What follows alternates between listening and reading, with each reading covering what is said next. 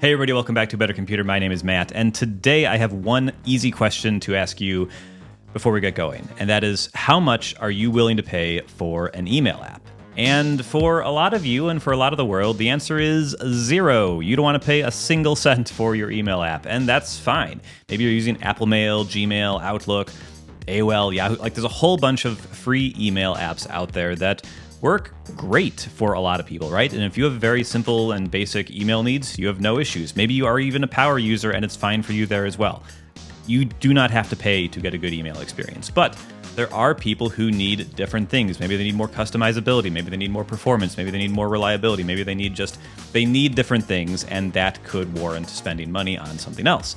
There's options like MimeStream, which is Mac only, and I really like. There's Spark, which is really popular as well, and that's on basically every platform, but those two apps are like $50 and $60 per year. But those are drops in the bucket compared to what we're going to talk about today, which is Superhuman, which isn't $50 or $60 per year. If you're getting their main version of the app, they do have a starter version as well, but the main version of the app is $40 per month or $400 per year, whichever you prefer. You can save $80 by spending a year up front, right?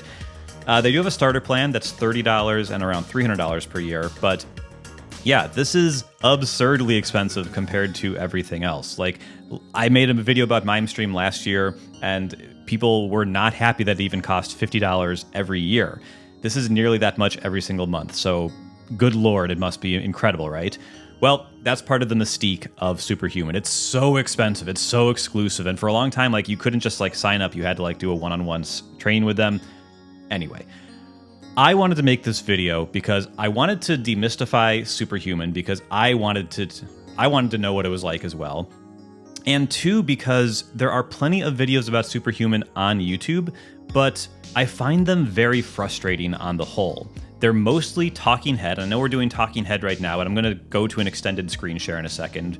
A lot of people who just want that have already skipped to it, but we're going to look at the software in detail. We're going to look at actually going through your inbox and doing things and showing you how the little things work in the app. Some of the big things, little things, we're going to go through it all. Not every single feature, because I don't actually use every single feature, but I want to show you actually what using this app is like. And I feel like that's a thing a lot of YouTube videos fail at, is they do this theoretical, oh, you have to think about email this way, or Superhuman has these ideals about how it works, and they do this one-on-one training. And if that works for you, that's fine. I don't care about that. I want a tool that's going to get the job done, and today we're going to see if Superhuman can do that for me. At the end, I'll tell you my opinion on the app, but I think the best way to do this is just to go through my real inbox, minorly cleaned up to make sure that nothing super personal is in there. But I want to go through my actual inbox so you can see what the workflow is like and how quick it is to use. So let's just jump into the screen share and get to the thing you're all here to see. Okay, so here we are in my inbox in Superhuman, and I've let emails build up for a couple days, ones that I thought would be good for demoing here. And yeah, you can kind of just arrow through. I will say, first thing up front, if you use a mouse to navigate your email, mostly if you're thinking about clicking through here and let's find just a random one. Let's click into this. Oh, I'm done with that one. I'm done. Let's go back to the inbox. If you're going to click around, this is not an app for you. It might work, you can do that, but it's not built for that. This is an app all about keyboard shortcuts, keyboard navigation, and doing everything with the keyboard possible, and it's really optimized around just being quick in that way. I will also say that it really wants you to be bought into their inbox system. So you can kind of see along the top, I have an inbox, I have a payments area, and I have a news area, and I can just tab through those. And if you're using something like SaneBox to kind of sort things into folders, it doesn't play super nice with that. If I hit left on the keyboard, you can kind of see I can arrow through some of my folders, but I have Sane Black Hole, Sane Tomorrow. When I first started using this, I was using SaneBox as well to sort Sane Later and Sane News. It doesn't play nicely with that. It really wants everything in your inbox. So if you're using some other tool to manage your emails into different folders, this is not going to play super nicely for it. It kind of wants you to be in their system. So yeah, let's just kind of go through it. If you want to, let's see, this test flight email here, I have it selected. It uses Gmail style shortcuts. So if I want to archive this, I hit E, it's archived. Done and done, it's gone. If I wanted to, here's another one. I can also hit Command K. So they have a command menu with Command K, which pretty much everyone has, and you can arrow through the actions for wherever you are. So these are contextual based on where you were when you hit that. I had an item selected in my inbox, so here's all the things I can do that. So I can star it, and it shows me on the right, hey, there's the keyboard shortcut. If you want to, in the future, not have to use this command thing, you can just, you can see the one right there. E is archive. It's marked done in Superhuman terms, but it's archiving it in Gmail or Outlook terms. So this one, let's go ahead and what do we want to do with this one? This one, we'll just mark it as done for now. So we're marking them as done. Easy peasy, right?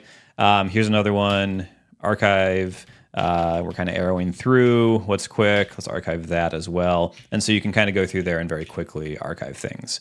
Maybe I want to see an email. Hit return. There you go. And you can email through. This one's not a good example because it's short. Here, this one will be longer. So I can arrow through very quickly and see the content of the email. You're also going to see over on the right, there are some details about whoever's emailing you. And so what this is trying to do is show you information on who you're talking to.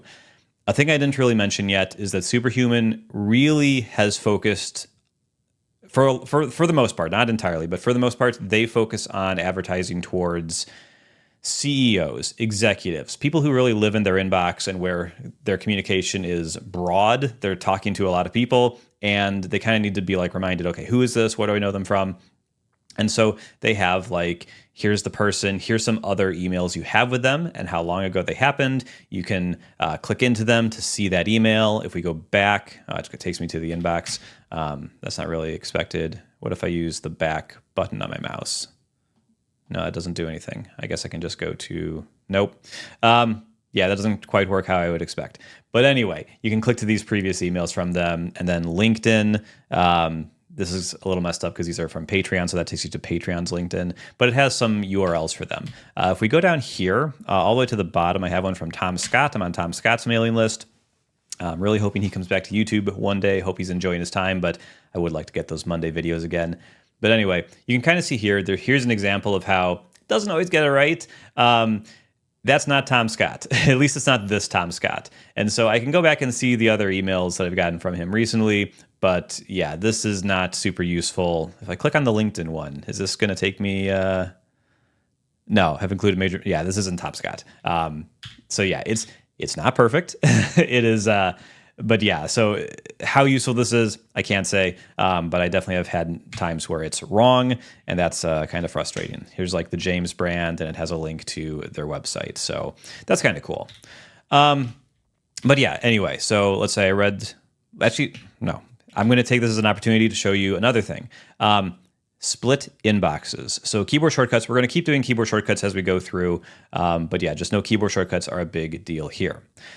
Split inboxes. So at the top, you can see I have my inbox, I have payments, and I have news. And basically the idea for these is that everything goes into my inbox by default. Payments are specifically ones I've configured for people who make payments on my website. So I have a blog, people can sign up for extra posts, and I want those payments emails to always get my attention, always be here, because I'm very happy to have those customers. I want to make sure I'm keeping up to date on everybody, and those all go here. I've cleared them out for this purpose because I don't want to out anybody who's subscribed. It's not bad. They didn't agree to this. And then I have news. And so this is where breaking news, I sign up to like New York Times breaking news events. And then I also have like newsletters. But if we go back to the inbox and go all the way to the bottom, you can see we have Tom Scott. This is a newsletter. This should go into my news one. So here's what you do. I hit Command K to bring up the command bar. I'm going to type split. So add to split inbox, create new split inbox. So if I wanted to create a new one, you can have as many up there as you want. I could create a new one, but I want to just add to an existing split inbox. So I'll select that. Okay, what do I want to go there? This specific sender, this domain, or all emails going to this person or with this subject line. So you can choose which one you want. I want ones from, I'll say this domain. If they ever change it from Tom or whatever, I want those to go there as well. So add the domain, and then which one? I have payments and news. put it in news. Now it's in news right at the bottom, and I can go ahead and everyone from now on will start coming in here. So, yeah, that's pretty decent. I actually like that quite a bit. And again, being able to do that from the keyboard is really nice, and being able to choose what criteria send it to a different inbox are cool. Let's go ahead and create a split inbox right now. So I am in a couple test flights for apps. You've got this email here. Here's this one. We archived one earlier. Let's go ahead and make a new split inbox for test flight emails. So Command K, split, and we're going to do a new split inbox. And so again, same thing. What's the criteria? What should go in there? Could be this, that. Let's go ahead and say no reply at email.apple. Hopefully this is unique enough. And test flight. So create a split inbox, test flight. There you go. And so now all these test flight emails are here. If I want to just archive them, I can hit Command A to select everything in the view, escape to unselect. I can also just hold Shift and then arrow down. I've selected them all, archive them, and now those are gone. So that's what you can do there. I see the headline. This one, I do want to read that, so I'll save that. Okay, I'm okay with that. And I've actually read that one already. So we'll just leave these two here to read later, and then back to the inbox. So, what else do I want to show? I mean, basically, I'm going to go through and read. I do want to read this. So let's try setting a reminder, right? H. When do I want to be reminded of this? Let's just do tomorrow, 8 a.m. Cool. This is an event, and you can see after you do something on an email, it just takes you to the next one in the list. You can use K and J to go up and down. So if you're used to kind of those like Vim style or old school, you can use those keys to arrow up and down through the list in addition to arrows. But okay, this is someone who's booked something on my calendar. Good to know. Done and done. Call for questions. I don't need that. This one, the website's fixed. Okay, that's good to know. Invoice paid. Wallpaper pack. Cool. This is something I'm working, or someone emailed me a question about something. We'll see how this goes. Let's go ahead and actually snooze this for 4 p.m. So today at 4 p.m. So that's being snoozed. Play date. I'm going to go ahead and close that. Gemini, don't care. Nest Home Report, okay. Paid DLC, excellent. Very good podcast. I don't need any keyboards. Designer's Foundry, cool. I think there's one in here. Yeah, here's an advertising query. So this is someone who wants to advertise on my site. I don't advertise on my site, so I am automatically going to say no. And it looks like they've actually emailed me before about this. I can see on the right. So let's go ahead and just mark this as spam because I don't want to get this anymore. If you're a good person, I'm very sorry, or whatever. If your intentions are great, that's fine. I'm not going to deal with it. Really nice shortcut. Exclamation point. Mark it as spam, and you can also block at the same time. I'm going to block the entire domain. So there we go. It's confirming it since I'm blocking the domain, but now I've moved them to my spam folder, and I shouldn't ever see another email from these guys in my inbox. So I like that. Again, it's all really about keyboard shortcuts and just doing things quickly. Here's one. I'm on if this then that's mailing list. I really don't want this. Again, there's an unsubscribe button here. This is actually, how does this work? Okay, so here's a cool thing they added kind of relatively recently, actually. So this is an email with a whole bunch of things that I could click on. If I hit Command O, it gives me a list of all the things in the email that you can click or that you can open. So if there's attachments will show here as well. And so let me look for the unsubscribe link. There it is, unsubscribe. That took me to the web to unsubscribe, and now I'm done. That I really like. That is really clever and really nice. So if you kind of go back here, let's do the same thing. Command O. So there's the logo I can click on, the game cover, and then the subscription for that. Yeah, let's check all my deals. It'll open my browser, and I can sign in and do that. And that's going to be check all my deals. So that's what I clicked, right? Clicking this will take me to that same site. So I like this quite a bit, actually. This is a really cool feature, that Command O, to bring that up. this. I can get rid of this. The James brand, I already did that. I actually don't want to be on their mailing list either. I can also hit Command K and unsubscribe. So Command U looks like the shortcut for that. So let me go ahead and do that.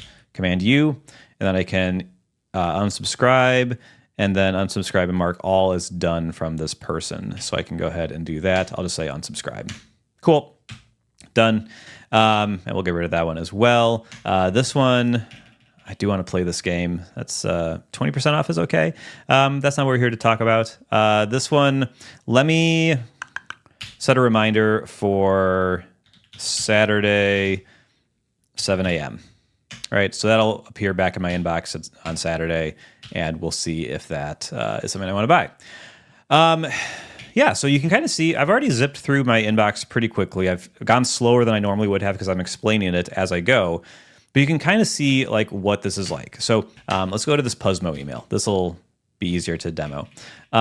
So here is an email from Puzmo. And if I wanted to reply, it's just like Gmail, just like a lot of other apps. Hit R, and I'm suddenly replying. If I hit the three dots, I'll expand to see the full view. But it really tries to make it, if I hit escape, it really tries to make it like a chat thing. And I'm kind of stuck in I'm seeing the whole thing, even though I don't necessarily want to. But anyway, you just reply to the email. If I hit Command-Shift period, that actually discards the draft, so I can start over here. One thing that's really cool is if you find yourself replying to emails and you want to quote something, if you select some text and then enter RF, that's a lot of things to do. Enter. Oh, yeah, there it is. Now you're starting the email with that already quoted there. So that's pretty cool. I do actually like that a decent amount. Yeah, do you want to say something? No. We'll see. We'll see if I do anything with that. But yeah, so I've got these two emails to read. I'll read these when I want. And I've got this new section here with test flight emails that'll drop in here. My payments emails drop in here. And you can still access like these folders if you want. You can access your spam folder if you want to see that. Like they're all here, but it's really about living in the inbox and then using their snooze tools and stuff to snooze things for later. So yeah, that's kind of what I wanted to show today. If we hit C to start a new email, we'll just send it to me. And this is about... do you want to try my product? And then you can do some AI stuff. So Command J brings up AI, and you could write a draft. I'd like to invite you to try my website, https://quickreviews.app. And enter. So let's see what AI writes. So it's writing an email for me. I don't personally use this, right? I can try these different things. Maybe that's a little long. I want to be even quicker. Shorten it up. There you go. And accept. And now I have a draft, right? And it's, it's fine. I don't personally use this. Maybe if I wrote this, let's say, I highlight it, hit the AI, and let's improve writing. Right, so these are the kind of the normal things you can expect from AI tools and email clients these days. It's not super crazy, but if you do like those things, they are here. Let's get rid of this draft. And again, Puzmo Insider, we'll see if I do that. Let's pop into the settings. What would it be if we, would it be a better computer video without settings?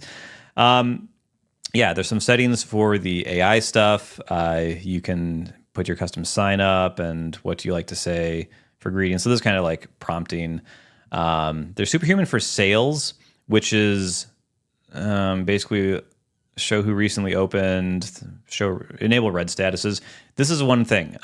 If I go to, where does this happen?